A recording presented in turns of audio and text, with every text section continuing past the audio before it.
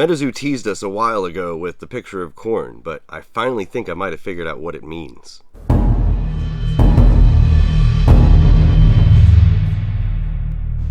Welcome back to Cryptid Theory, where I use the cards and the illustrations of Metazu to try to figure out what the story exactly is.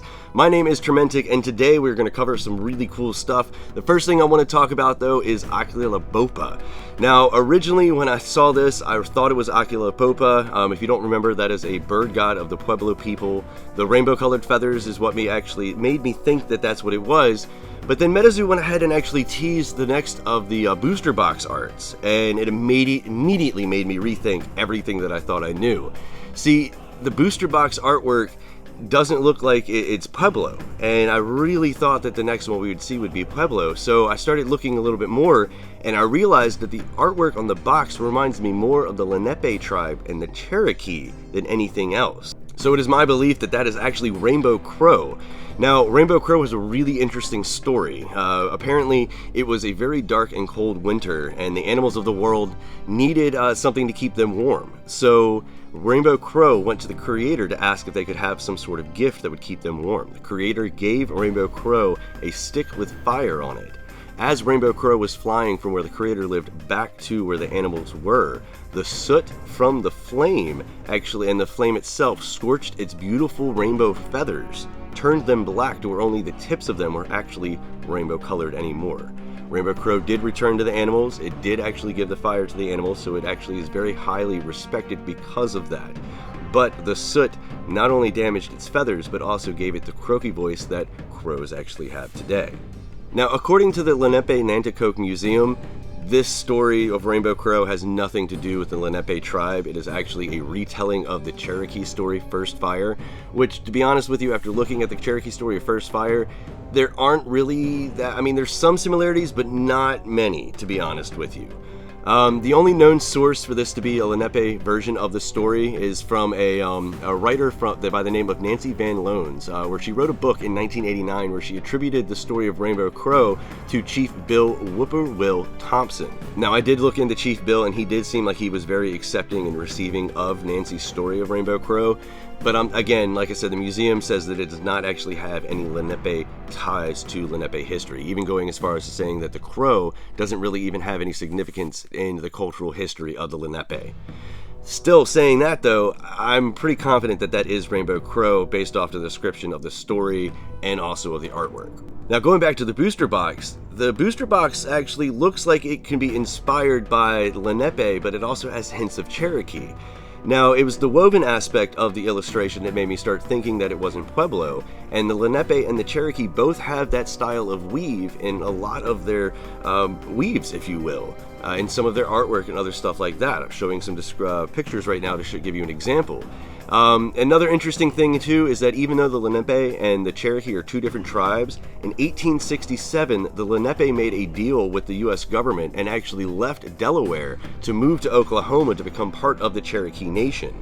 Now, they were actually independently operated, but it's been a little bit back and forth over the last 2 centuries or so, whether the US government recognized Lenape as an individual tribe, which them ultimately winning tribal recognition, I believe, in the 1980s. It was the illustrations on the booster box that really made me start thinking Cherokee, though, too, because if you look at the jagged lines on the top and the bottom, it honestly looks like a weave pattern known as woven arrowheads from the Cherokee. The jagged lines with the dot in the center. Also, the two depictions of the animals on the left and the right, I believe those to actually be Horned Serpent and Hidea Lick. Now, I'll get into Hidea Lick here in just a second. So it's interesting, especially if Metazu did this, if they combined a little bit of aspects of both the Lenape and the Cherokee, with them being two separate tribes, but still having some sort of a history. It'd be interesting if that's actually what they did with this booster box. Now, the next thing I want to talk about is the next tease that we got from them, and it is this thing right here that's a little terrifying. I'm still on the fence on exactly what I think it is. I do think it was 3 different possibilities. One of them I've ruled out, but I feel like this is probably going to be a Hidea Lick. Now, I'll go into exactly what the other 2 were as well, but let's just start with this one. The first thing I thought it could potentially have been was a thunder being. Now, they are part of the Algonquin mythology. Now, remember, Lenape are part of the Algonquin. They cause thunder and lightning. They are the sworn enemies of the horned serpent, and they appear as anthropomorphic sky beings, giant eagles, or the form of the two, a bird with a human head. When it comes to thunder beings, there wasn't really any reference that much to serpents, and so that was one of the reasons why I'm not really confident that it actually is going to be a thunder being. The next one that I think it could possibly have been would have been Quetzalcoatl. Now, I don't want that to be confused with the beastie we saw in Cryptid Nation 1, Quetzalcoatlus. Quetzalcoatl was actually a deity in Mesoamerica. His name literally means feathered serpent. He is known for bringing civilization to Mesoamerica. He is known as a civilization bringer, if you will. Civilization bringers are people in mythology who bring society and civilization to tribes and other things like that after some sort of big cataclysmic event. In ancient society, he had a twin brother. His brother was named Ixodel. He, honestly, though, was the one that was attributed with being the god of lightning. So that's one of the reasons why I don't think Quetzalcoatl, this is actually him. But it's interesting because I do think that Quetzalcoatl will show up at some point. I'm not entirely sure when, though. So I finally fell onto Hidea Lick. Now, Hidea Lick was the closest thing that actually fit to it. Its name literally means lightning serpent, and that's what we see in that picture. It is an ally and a weapon of the Thunderbirds, which we have seen pop up in a couple different sets throughout MetaZoo's life. It's a huge serpent with a head that's as sharp as knives and a tongue that spits lightning. That's the one thing that kind of put me on the fence, because we can clearly see that this is a human head. It does not look super sharp, and we don't get a chance to actually see its tongue. But I do think it is actually a Hidea Lick after looking up a lot of different things. They dwell among the feathers of the Thunderbirds, waiting to be unleashed with a flap of its wing. Thunderbirds like to hunt whales, and so they use these in order to strike at the whale. They'll send the Hidea Lick down with a flap of its wings. The Hidea Lick will then hit the whale, paralyzing it or killing it. Then the Thunderbird will swoop in, pick up the whale, and fly away to do its thing, have its dinner. So just give you an idea of how big the Hidea Lick is and how big the Thunderbird is if they're actually fighting whales. I do want to mention before we move on, though, that this is a legendary creature of the Nootka people of the Canadian Pacific Northwest, which we have seen other things from the Canadian Pacific Northwest, the west coast of America, if you will, too. So I'm excited to find out more about this beastie. So finally, we've arrived to corn. What exactly does this picture mean? Why is it so important? Well, corn is known as maize in most of the indigenous cultures. It was the most important food crop in all of the Americas. It is known as one of the three sisters, the other two sisters being squash and beans. And the reason why they're called the three sisters is they were always planted together. Now, it had different roles for all of the different many tribes. Sometimes it was a deity, sometimes it was a gift from the creator. Corn pollen and cornmeal were also used in ritualistic aspects in many different cultures. Maize is even a version of the original word maize from the Taino people, which means plant. So there's a lot of really interesting facts about corn and the indigenous people. Corn is also even a common clan symbol for many of the Native American cultures as well. So I was looking up all of these different meanings of corn, what it meant, and the one that really stood out to me was the Hopis.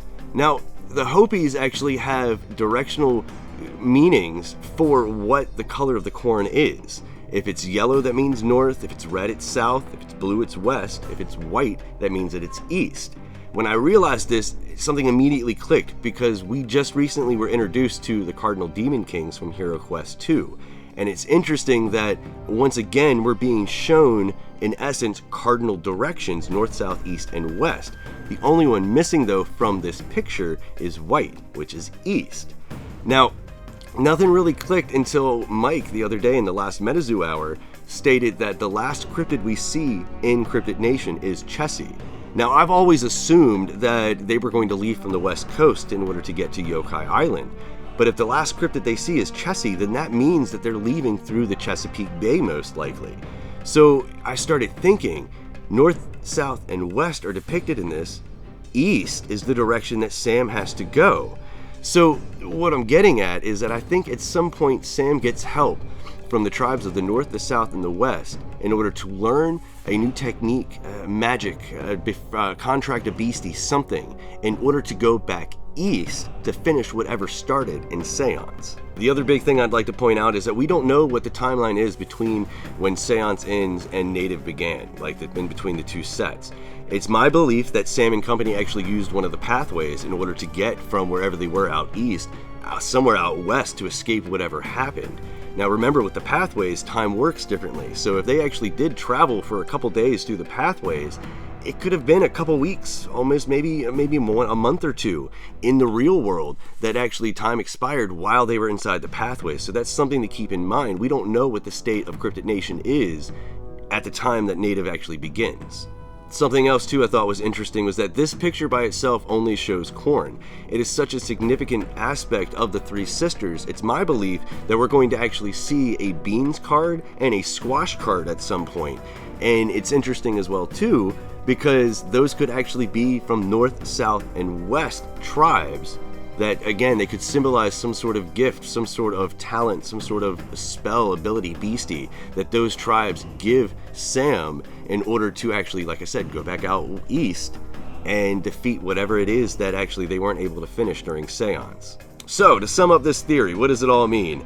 First one, I don't think that's Bopa. I think that's actually Rainbow Crow now, based off of the artwork that we actually see from the second booster box that was actually teased. The second beastie right here, I think it's actually a Hidea Lick. I'm not entirely sure, but that's the one that it actually seems to fit. And this last one that we just talked about, the corn, I think the corn picture right there has a lot more significance than we were actually giving it. I think a lot of people brushed it off. But it's my belief that that's actually showing that Sam gets help from tribes from the north, south, and west in order to learn some new ability, acquire something that he needs in order to move back out east, in order to actually defeat whatever it is that was actually not finished during Seance. That's proven, I feel, because of Mike saying that Chessie is the last beastie that we actually see in Cryptid Nation, so that means that Sam has to go out east for war, meaning that everything that's leading in Native is to prepare Sam for war. But my name is Turmentic. Thank you so much for checking out the theory. I hope you enjoyed it. Leave a comment down below. Let me know your thoughts if there's anything else that you would like to add. MetaZoo just teased 3 new beasties also today while I was working on this video, so expect a breakdown video of that here within the next couple days. I'm loving all of the Native teases that we're actually seeing. We're still roughly about, I want to say, 2.5 months away from Native being out, so there's plenty of time for other stuff, other spoilers, other breakdowns. I can't wait. So like I said, keep an eye out for the other beastie tease video that will be coming out later this week with the stuff that they just released. And until then, I hope you have a wonderful day.